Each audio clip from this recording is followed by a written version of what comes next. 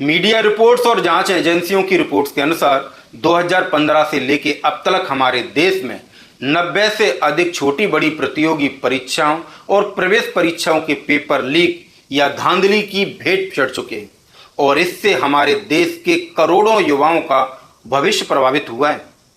अब कहाँ गई वो डपली गैंग जो बोलती थी कि शिक्षा वो शेरनी का दूध है, जो पिएगा वो दहाड़ेगा। अब आप इस पर क्यों धरना प्रदर्शन नहीं कर रहे हो? यूजीसी गाइडलाइंस पर तो आपने बहुत रंडी रोना किया था, बहुत चिल्ला रहे थे कि हमारे साथ भेदभाव हुआ है। जब आप शिक्षा प्राप्त करोगे, उसके एग्जाम ही नहीं होंगे, बार बार उसके पेपर लीक होंगे या धांधली की भेंट चढ़ेंगे, तब कहां जाएगा आपका वो शिक्षा शेरनी का दूध? आइए और इस पर भी धरना प्रदर्शन कीजिए। आपने मात्र 378 भेदभाव के केसों का हवाला देकर यूजीसी गाइडलाइंस लेके आए और उस पर आपने आंदोलन किए। एक ऐसे वर्ग को आपने अपराधी मान लिया जो कि हमारे देश में सक्षम है, सारे नहीं। और हमारे देश में 2019 से लेकर अब तक 1,85,000 बलात्कार के मामले सामने आए।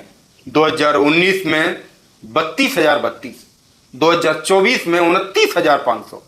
इस पर कोई नियम नहीं आया, कोई ऐसा कठोर कानून नहीं मिला जिससे हमारी महिलाएं, बेटियों, लड़कियों के साथ जो भेदभाव हो रहे हैं, बलात्कार हो रहे हैं, वो अपराधी सोचने पर मजबूर हो जाए।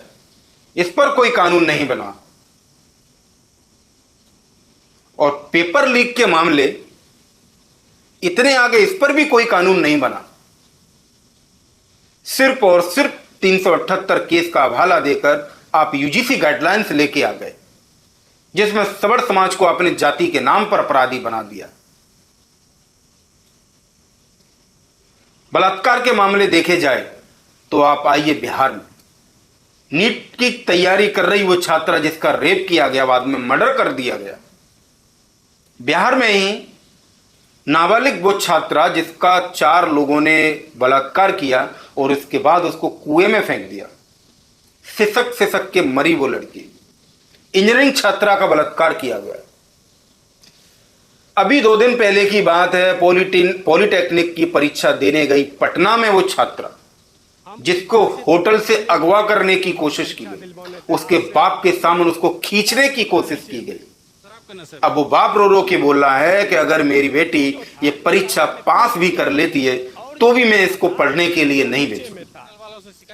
जब मेरे सामने ये हाल है तो अकेली को तो बेचारी को से नोच के खा जाएंगे। यानी कि अब हमारे देश में बच्चियों को पढ़ाया भी नहीं जाए। ऐसा कोई कठोर कानून अब तक नहीं बन रहा है जिससे महिलाएं सुरक्षित हो सके। हमारे देश में बढ़ते पेपर लीक की समस्या रुक सके, इस पर कोई कानून नहीं बना। लेकिन क्या लेके आए? सिर्फ सवर्ण समाज को टारगेट किया गया और डपली गैंग आग के इसको प्रोटेस्ट कर रही है। क्या वो लोग ये नहीं बोलते कि जो पेपर लीक हो रहा है इस पर भी प्रोटेस्ट किया जाए? दिन प्रतिदिन शिक्षा का जो स्तर गिर रहा है इस पर प्रोटेस्ट किया जाए। शिक्षा, चिकित्सा जैसे मुद्दे कोई वैल्यू नहीं रह गई है हमारे देश में। सिर्फ जाति के आधार पर अपराधी, जाति के आधार पर आरक्षण, सब कुछ जाति के आधार पर होना चाहिए। अगर वीडियो पसंद आया हो तो कृपया लाइक, कमेंट और फॉलो जरूर करना और कमेंट सेक्शन पर रोल बैक यूजीसी और महिलाओं को लेके कौन सा कानून बनना चाहिए, कितना कठोर होना चाहिए और जो पेपर लीक की समस्या है इस पर कैसा कानून बनना चाहिए, वो कमेंट सेक्शन में हमें जरूर बताइएगा और हमें फॉलो भी जरूर करिएगा ताकि हमारा मनोबल बढ़े और भी अधिक वीडियो बनाएं और आप लोगों तक पहुंच सके। जय श्री राम।